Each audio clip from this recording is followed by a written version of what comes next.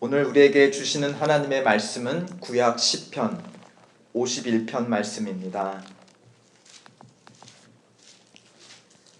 시편 51편 4절부터 14절까지 보겠습니다.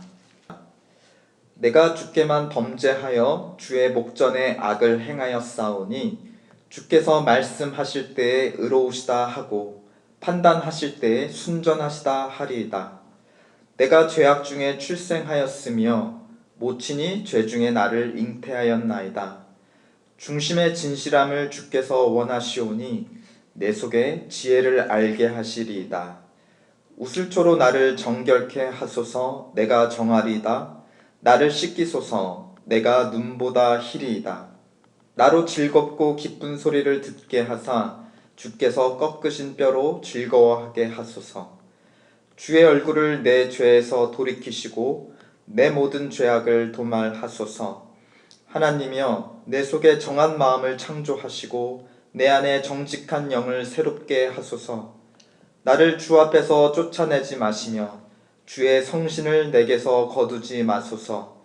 주의 구원의 즐거움을 내게 회복시키시고 자원하는 심령을 주사 나를 붙드소서. 그러하면 내가 범죄자에게 주의 도를 가르치리니 죄인들이 주께 돌아오리이다. 하나님이여, 나의 구원의 하나님이여, 피 흘린 죄에서 나를 건지소서. 내 혀가 주의 의를 높이 노래하리이다. 아멘.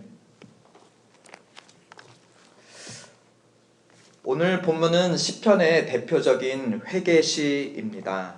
다윗이 부른 회개시인데요.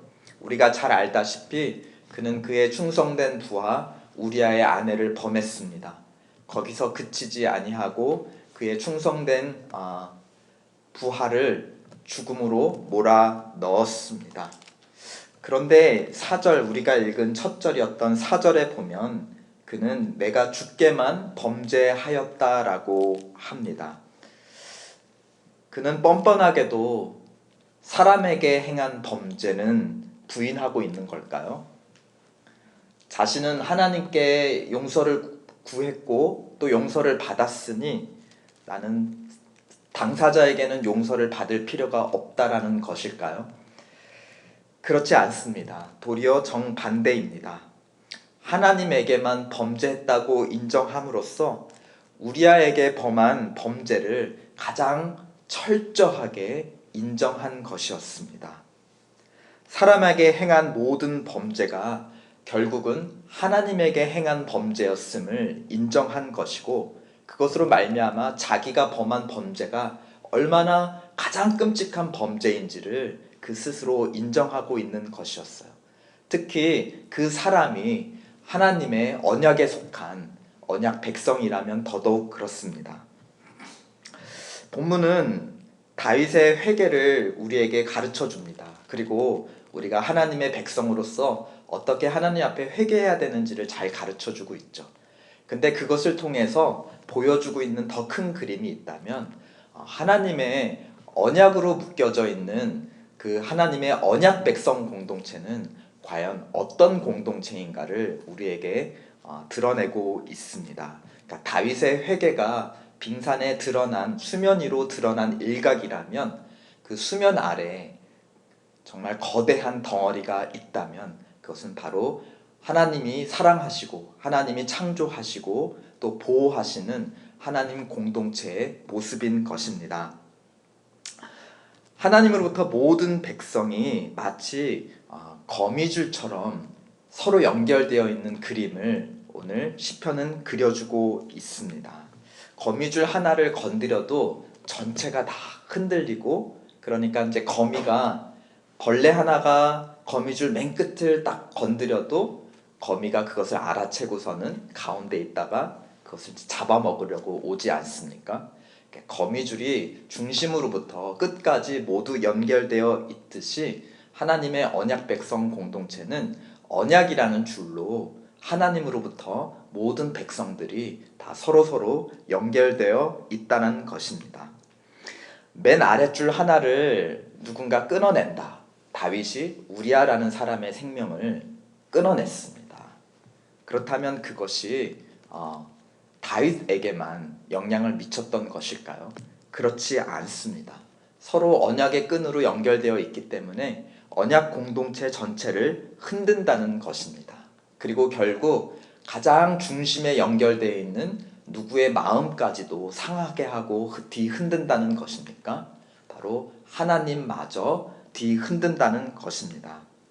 마태복음에 보면 한 임금의 비유가 있는데 이제 오른편에 또 왼편에 이제 두 그룹이 있는 앞에서 이제 그 임금이 먼저 오른편에 있는 사람들을 칭찬합니다. 어떻게 칭찬하냐? 내가 굶주릴 때 너희가 먹을 것을 주었고 목마를 때 마시게 하였고 나그네 되었을 때 영접하였고 헐벗었을 때 옷을 입혔고 병들었을 때 돌보았고 옥에 갇혔을 때 와서 보았느니라 하자 이제 이쪽에 있는 그룹들이 주여 저희가 언제 주께 그런 선한 일들을 행하였단 말입니까? 라고 이제 대묻잖아요. 그러자 임금이 이렇게 대답을 합니다. 너희가 여기 내 형제 중에, 그러니까 내가 다스리는 내 나라 백성 중에서 지극히 작은 자 하나에게 행한 것이 곧 나에게 행한 것이라 라고 대답하였습니다. 그리고 똑같은 이유로 왼편에 있는 자들을 질책하시고 벌을 주시죠. 이 나라는 어떤 나라인가요? 임금과 가장 작은 자, 임금으로부터 가장 작은 자까지가 서로 연결이 되어 있는 그런 나라였어요. 그래서 가장 끝에 하찮은 자 한 사람한테 어떻게 행했느냐가 결국은 그 나라의 가장 최고의 통치자인 임금에게 어떻게 행했는가 그대로 연결이 되고 영향을 주는 그런 나라였던 것입니다. 거기에 비춰서 오늘 다윗이 내가 하나님께만 범죄했다고 고백하는 것은 나야말로 그 임금 앞에 왼편에 서 있는 자가 마땅합니다. 저는 하나님께 온전히 행하지 못했습니다. 이 연약한 자에게, 나보다 연약한 자에게 내가 하나님의 인자를 베풀지 못했고 불의를 범했습니다. 그러므로 이 작은 자 한 사람에게 행했듯 내가 하나님께 범죄한 것입니다. 라고 고백을 하고 있습니다. 또한 이 나라의 임금은 누구라고 고백하는 것이죠? 바로 하나님만이 이 나라의 이 언약 백성들의 진정한 임금이십니다. 라고 고백하고 있다는 것입니다. 하나님만이 판결하시는 임금이시므로 또 하나님만이 죄사해 주시는 권세가 있다고 다윗은 그렇게 4절에서 고백하였던 것입니다. 근데 다윗의 회개를 보면 용서받는데 또 하나님 앞에서 면제받는 데만 급급하지 않고 있어요. 당장 그 하나님의 질책을 받는 그 자리를 우리가 어떻게든 빨리 피하고 싶어 하잖아요. 근데 단순히 피하는 데만 급급하지 않습니다. 그는 한 발 더 나아가서 자신을 새롭게 해달라고 간구하고 있습니다. 즉 죄를 자기에게서 씻어내고 비워내는 데만 그것만을 간구하는 것이 아니라 비어진 자기의 마음을 다른 좋은 것으로 새롭게 채워달라고까지 그는 간구하고 있습니다. 7절부터 보면은 7절에 보면 우슬초로 나를 정결케 하소서 했지 않습니까? 그러면 짝으로 이어지는 다음 8절에는 또 무엇을 간구하냐? 한 발 더 나아가서 즐겁고 기쁜 소리를 듣게 하여 주시옵소서. 그러니까 나를, 내 귀를 즐겁고 기쁜 소리로 채워달라고 간구합니다. 또 9절에 보면 주의 얼굴을 내 죄에서 돌이키시고 내 모든 죄악을 도말해 주소서, 없애 주소서라고 기도했다면 10절에는 더 적극적으로 그것뿐만이 아니라 내 안에 그렇게 죄가 깨끗해진 내 마음을 정한 마음으로 창조해 주시고 정직한 영으로 새롭게 채워 주시옵소서. 그렇죠? 또 11절을 보십시오. 계속 같은 비슷한 패턴들이 반복됩니다. 11절 주의 성신을 내게서 거두지 마소서, 가져가지 마시고 대신 12절 구원의 즐거움을 내게 새롭게 회복시켜 달라고 기도하고 있습니다. 그러니까 내 죄를 사해 달라는 것에서만 그치는 것이 아니라 더 적극적으로 내가 하나님께서 나에게 맡겨주신 일들을 잘 감당할 수 있도록 내게 구원의 즐거움을, 하나님의 성령을, 또 하나님의 기쁜 소리를 나에게 가득 채워 달라고까지 간구하는 것입니다. 왜 그는 그렇게까지 적극적으로 간구했던 것일까요? 13절 14절에 그 이유가 나타나고 있습니다. 우리 13절 14절 다 함께 읽으실까요? 시작. 그러하면 내가 범죄자에게 주의 도를 가르치리니 죄인들이 주께서 돌아오리이다. 하나님이여, 나의 구원의 하나님이여, 피 흘린 죄에서 나를 건지소서. 내 혀가 주의 의를 높이리이다. 그는 지금 자기 자신이 죄 사함 받는 것, 용서받는 것에만 그치지 않고 있어요. 그의 회개의 범위가 어디까지 미치고 있죠? 그가 다스리는 나라 중에서 여전히 하나님으로부터 끊어져 있는 죄인들에게까지 그의 회개의 관심이 확장되어 있습니다. 여전히 죄 가운데 있는 다른 백성들을 주님께로 돌이키기 위해서 저를 사용하여 주시옵소서. 언약의 줄 가운데 지금 연결된 부분 중에서 어느 부분이 끊어져 있습니다. 그 부분을 다시 연결해서 하나님의 언약 공동체를 회복하는데 저를 사용하여 주시옵소서라고 그는 간구하고 있다는 것입니다. 다윗은 하나님께서 언약 백성의 대표, 즉 이스라엘의 왕으로 세우신 사람이었습니다. 우리가 요즘 열왕기, 역대기, 그리고 선지서를 읽어가면서 그 왕들의 그 영향력이 어떠한지를 우리가 배워가고 있죠. 왕들이 범죄하면 그에게서만 그치지 않습니다.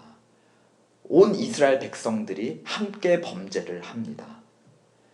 그리고 왕들이 이제 하나님 앞에 돌이켜서 의로운 행위를 한다. 그러면 그 영향력이 그에게서만 그치지 않죠. 온 나라로, 온 백성에게로 향합니다. 오늘 시편은 누가 설교자로서 또 교사로서 하나님의 말씀을 가르칠 수 있다라고 오늘 말하고 있습니까?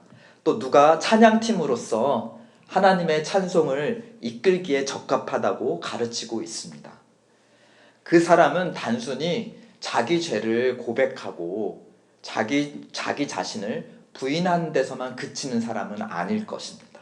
그렇죠? 더 나아가서 즐겁고 기쁜 소리로 충만한 자, 또 정직한 성령으로 충만한 사람, 구원의 즐거움으로 충만한 사람, 그런 사람이 하나님의 말씀을 가르칠 수 있고 또 백성들 앞에서 하나님을 향해 찬양을 올려드릴 수 있다라고 우리에게 가르쳐주고 있습니다.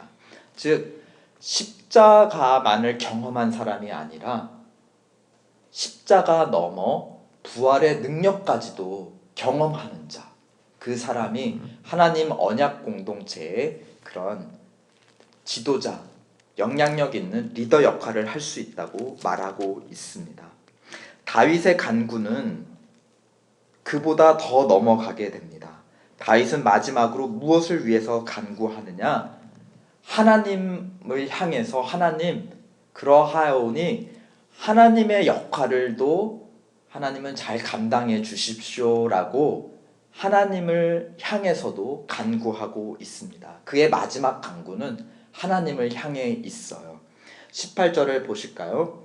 주의 은택으로 시온의 선을 행하시고 예루살렘 성을 쌓으소서.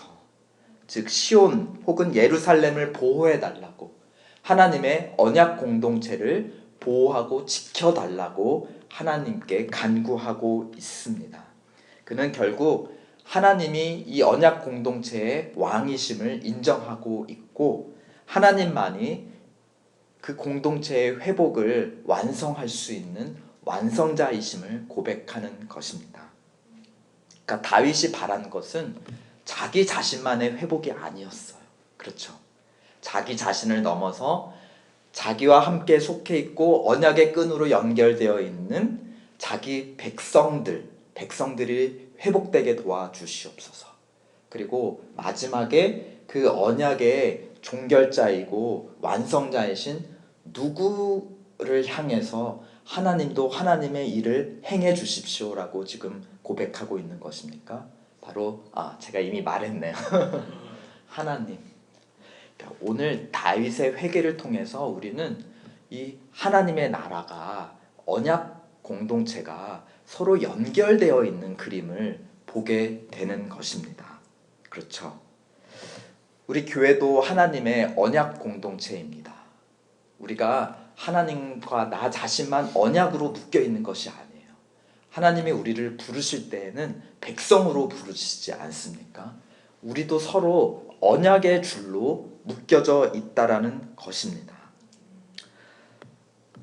그러므로 우리가 순간순간 그 죄의 유혹을 받을 때가 있고 이제 고민할 때가 있지 않습니까? 그럼 여러분이 이런 그림을 그리고 계시면 그 유혹을 이기시는데 좀 도움이 되실 거예요. 내가 여기서 혹시 유혹에 넘어지고 죄의 길을 선택한다. 그리고 아무도 모른다. 그쵸? 하나님과 나만 아는 거고 이거는 아무도 모르는 죄일 거예요. 그렇죠? 그리고 그렇다 했을 때 내가 걸려 넘어지면 나만 넘어지는 것이 아니다. 내가 흔들리면 나 혼자만이 흔들리는 것이 아니다. 결국은 내 가족도 함께 흔들리게 되고 내 옆에 동역자들도 흔들리게 되며 결국은 언약 공동체 전체가 흔들리고 결국은 누구까지도 그 마음이 상하시게 된다는 겁니까? 그 언약 공동체의 임금 되시고 왕 되신 하나님도 힘들어하시고 상처를 받게 된다는 것입니다. 이것이 나에게서만 그치는 게 아니에요. 나 혼자만 상처를 받고 회복하는데 그 고통의 시간을 보내게 되는 것이 아닙니다. 우리 모두가 함께 그 고통을 받게 된다는 것입니다. 내가 죄의 유혹에 섰을 때 이것을 한번 생각해 보시면은 혹시 여러분들이 유혹을 이기시는데 도움이 될지 모르겠습니다. 그만큼 또 우리 한 사람이 회복된다면 그 회복은 나에게서만 그치지 않을 것입니다. 그것은 언약 공동체 전체를 세워주며 그 누구보다 하나님을 기쁘시게 할 것입니다. 그러므로 우리는 나 자신을 위해서만이 아니라 서로를 위해서 거룩한 삶을 살도록 분투합시다. 내가 작은 결정 하나에도 하나님의 뜻을 구하고 행할 때 그것은 나에게서만 그치지 않습니다. 그것은 언약 공동체 전체를 세워나가는 큰 힘이 될 것입니다. 그러므로 우리는 서로를 위해서 또한 기도합시다. 거룩한 삶을 살 수 있도록 우리의 성도들이 내 언약으로 맺어진 서로 연결되어진 내 형제 자매들이 순간순간 하나님의 거룩한 선택을 할 수 있도록 하나님 나라와 그 의를 구할 수 있도록 유혹을 이길 수 있도록 우리 서로를 위해서 쉬지 않고 기억하며 기도해 줍시다. 그럴 때 하나님께서 우리를 위해 용사같이 또 해산하는 어머니같이 우리 언약 공동체를 위해서 분투하실 것입니다. 아멘. 우리 이 시간 잠시 몇 가지 제목을 가지고 함께 기도해요. 나로부터 진정한 회개와 회복이 일어날 수 있도록 기도합시다. 그리고 그것이 나에게서만 그치지 않고 내 옆에 가장 가까운 가족들 그리고 그 너머 하나님의 귀한 언약의 끈으로 묶여있는 우리 형제 자매들 하나님 나라의 공동체로까지 이어질 수 있도록 그냥 하나님 앞에서 면피하는 것, 면제하는 것, 그것에서만 그치는 것 아니라 우리 안에 하나님의 선한 능력을 부어 주시옵소서. 우리 자신을 위해서 기도합시다. 그리고 또 특별히 우리 가운데 세운 앞서서 인도하는 사람들을 위해서 기도합시다. 저를 위해서 기도해 주십시오. 누가 말씀을 전할 수 있습니까? 또 찬양대를 위해서, 또 헌금을 감당하는 자들을 위해서.